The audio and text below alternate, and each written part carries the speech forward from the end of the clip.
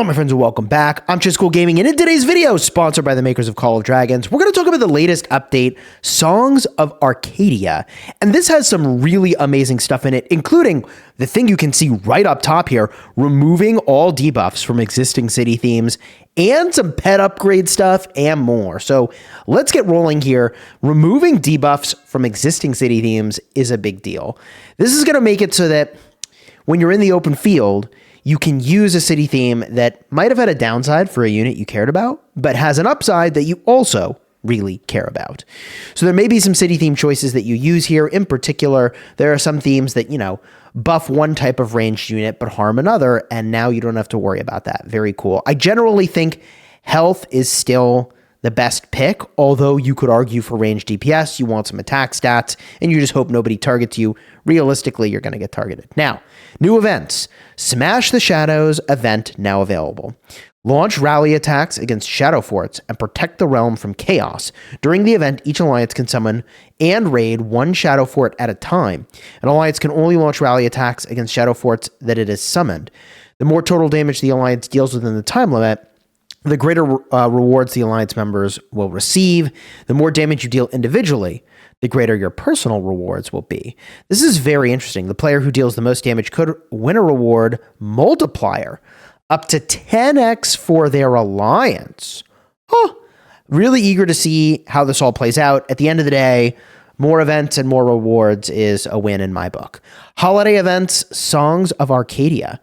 We're going to get the Wondrous Trails, Festival of Fortitude, Bounty Hunt, Automation Raid, and Treasure Hunt. We've seen these before, so I don't want to dwell too long on this because I think there's other stuff in here that's really exciting. So let's cruise on here. Achievement system now available. An all-new achievement system is now available. Commemorate each step of your journey. Achievements are divided into 5 categories: development, social, conquest, peacekeeping, and exploration. We have something very similar in the game Rise of Kingdoms, which is made by the makers of Call of Dragons as well. And the way that works is that you accumulate points in each of these categories. That adds up towards rewards. And there's an overall achievement score that also adds up to rewards. And there's a bunch of cosmetics involved. So we'll see when the achievements feature becomes available, only certain achievements will be calculated using historical data. Oh, yeah, this was also true in Rise of Kingdoms. I mean, there's going to be some things they don't have a record of, but like you've definitely done before, and now you need to do them again. And it just is what it is. I'm happy to get the achievement system. Other achievements will only begin recording related data once the feature becomes available. Yep, I mean, that makes sense. Combat system, battle UI improvements.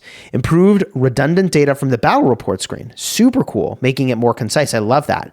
Improve the display for rally battle reports. Ooh, that's nice. I was actually just looking at a rally report that I ran with Danfell, and appreciating some ways that his skill weren't working and they now are. So his 4th skill does a damage taken debuff, and it's supposed to, I thought, like extend, and now it does, which is pretty cool.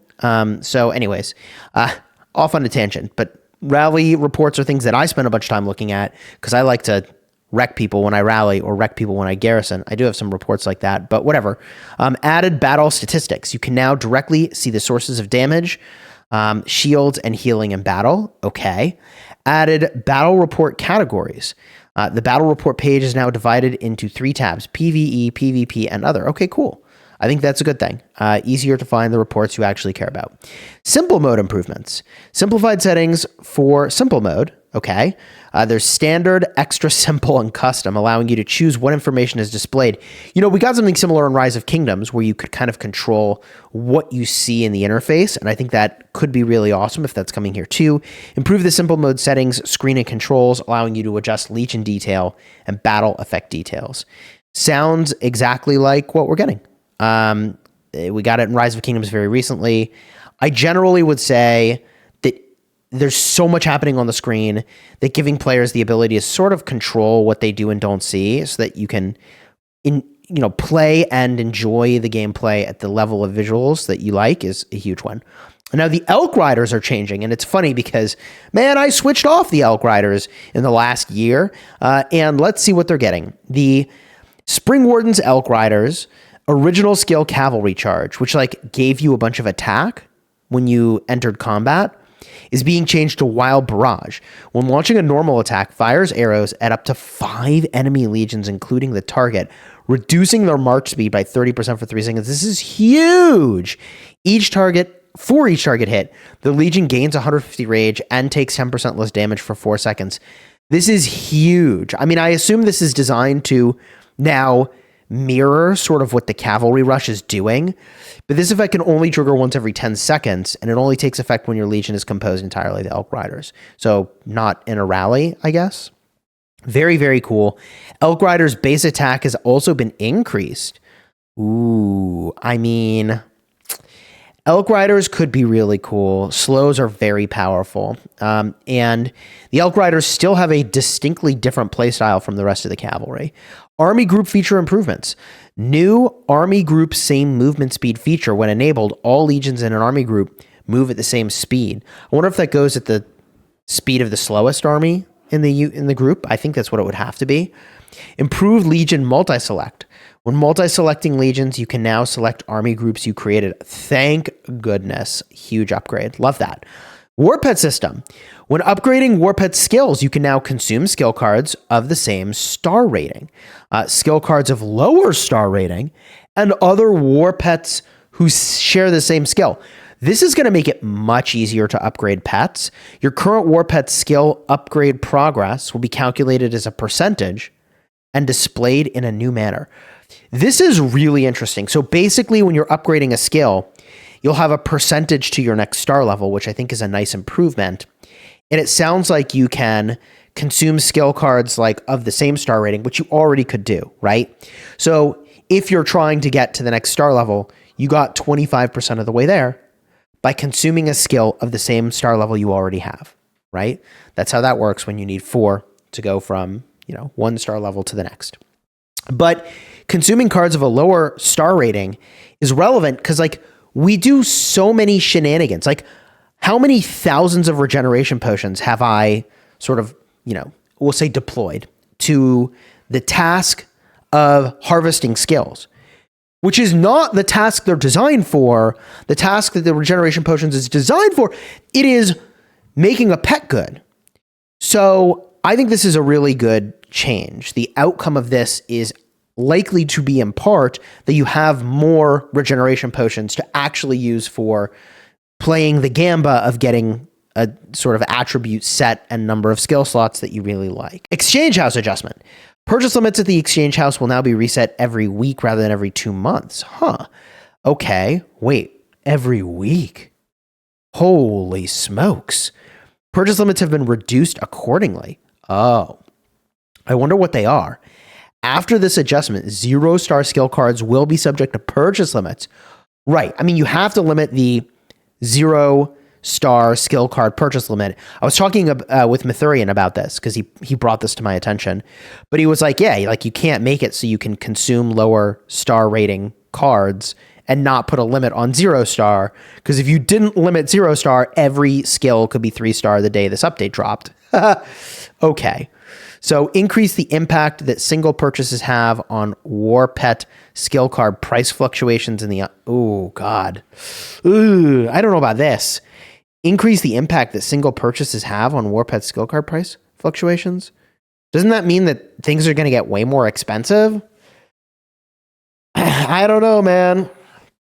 I probably end up buying a bunch of 0-star skill cards in preparation for this update, but we'll see. Auto regeneration improvements. I don't do this currently, but you can skip the animation. Cool. I might do it. I don't know. I don't do it for whatever reason. Maybe I'm just old fashioned. Warpet capture improvements.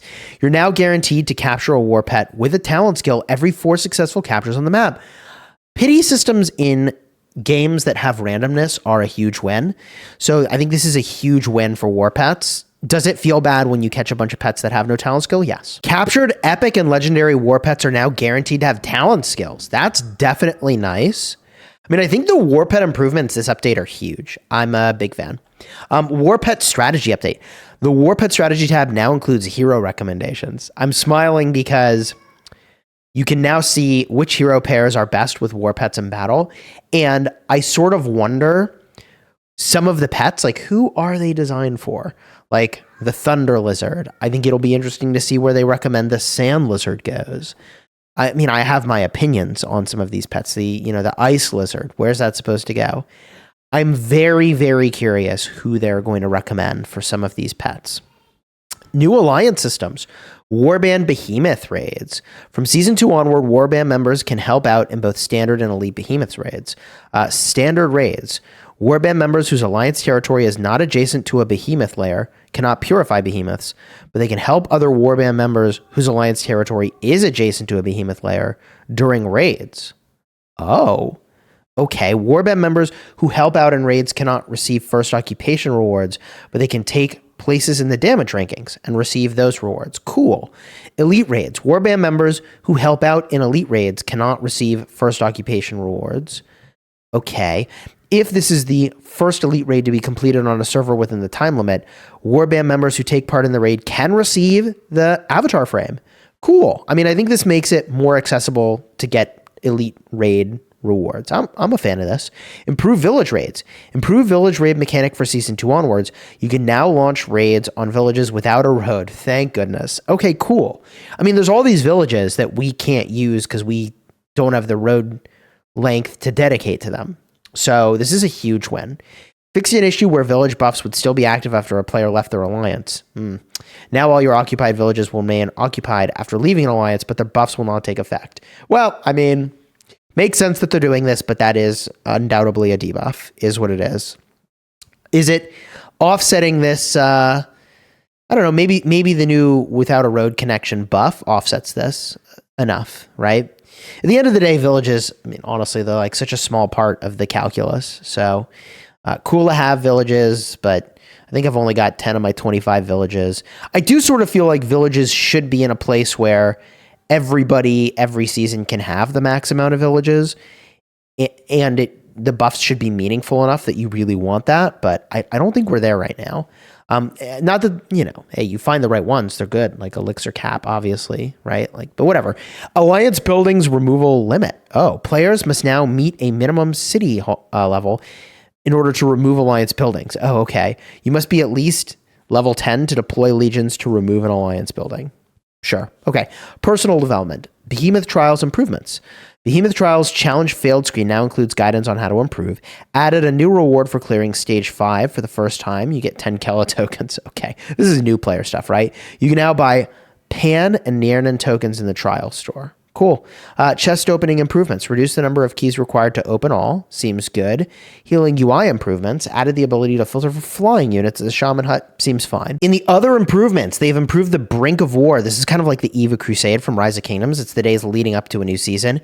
They reduced the amount of resources required per donation during the prep phase. That's awesome. You donate resources to get rewards. And they improved the red dot notifications. Bro, it drives me actually insane when there's red dot notifications for things when you don't need my attention. So improving red dot notifications is always a win. Sharing Legion formations. I love this. A share button has been added to the Create Legion screen.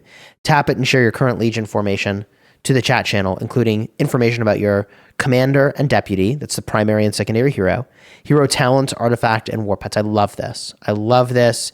It's social. It allows people to help each other understand what they're using and improve each other's stuff. This is a huge win. This is the sort of feature that doesn't seem as important as it is, and it's very, very important in my opinion. Wonder unlocking improvements. Improved the process and details for unlocking wonders. Okay. Season summary adjustment. Reduce the difficulty of obtaining crystals in the Season 1 summary. Oh, just Season 1. All right. The amount of crystals you can obtain remains unchanged.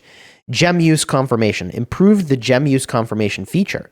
You can now set a minimum threshold to require a confirmation message. All right. Secondary password feature. Added a secondary password feature. You can set a secondary password by going to settings customization. When enabled, a secondary password is required for certain actions, like using legendary hero tokens, disbanding troops. Hey, yo, kind of hedge against accidentally losing stuff on your account here. GG. That's all I got. All right, cool. Well, here's what I would say. This update looks awesome, and the pet changes seem awesome. I think it's going to remove a lot of the pet silliness that you need to do today. Not that that silliness isn't engaging, where you need to like regenerate the pet and harvest the skills, but like the more you think about it, the more it's kind of like a silliness to accomplish the objective, where you use things in a way that like doesn't really make sense. Like regeneration potions should go toward making your pet better. Full stop, right? Like that's what that should be. And technically you're doing that when you regenerate to harvest skills, but it's indirectly, right? So as an example, I don't want to tell you how many thousands of regenerations it took to get my pet to this spot. And it's still only 7 skill slots, but the attributes are absolutely cracked. So I'm pretty happy with this pet. I don't know if I will sort of regenerate it more, but you know, the amount you need to sort of regenerate some of these other pets to, you know, cleanly harvest skills is like, bruh, I'm ready to be done with that. And apparently so are the makers of the game. And I think this is a great improvement. So yeah, I'm really happy with my ability to continue to work on Moonrage over here. So you can see here, each of these is giving me 25% completion today. So, you know, I assume that 1-star skills will give an appropriate percent as well, commensurate with sort of how they work today. It is possible they get a little bit debuffed though. I hope they don't, but you know, it's conceivable because it's so much easier to just guarantee to get the skill you want off the pet than it is today, where you got a gamba to, you know, release the pet to get the skill. And I think just from like I don't know. Yeah.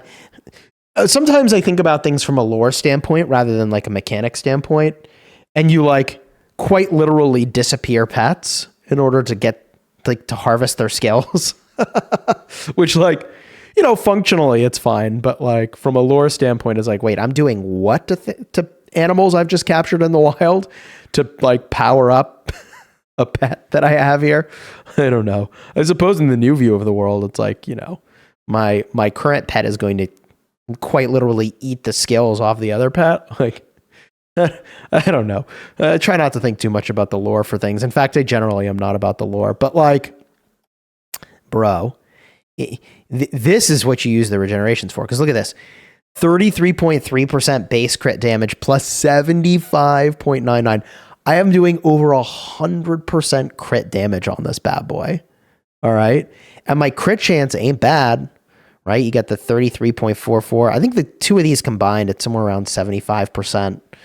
I forget. I did the math a while ago. I mean, it's like a huge amount of crit rate, right? And then just the damage here is absolutely bonkers. In fact, if I go to upgrade this, oh, what is the damage percent? Dude, it's going to be 8.55% damage. Whoo, we gonna cook, people, bro. We are gonna cook. That's just gross. All right, cool. Well, anyways, I'm off on a tangent. If you enjoyed the vid, throw a like on here. Consider subscribing. Really eager to see where this thunder lizard and the ice lizard and the sand lizard sort of recommendations are gonna go. Very curious for that. I think, are there other pets where I'm like, where would you put this thing? Let's do a quick search. What do we got? Am I forgetting anything? I don't think I am. All the other pets are like, have very, very clear roles. I do feel like, you know, sometimes these roles are too narrow, but maybe they'll add heroes that take advantage of existing pets. I feel like that'd be really nice to do, but we'll see. If you enjoyed the vid, throw a like on here, subscribe to the channel. Big thank you again to the makers of Call of Dragons for sponsoring this video. And until next time, you have fun smashing your enemies. Take care, everybody.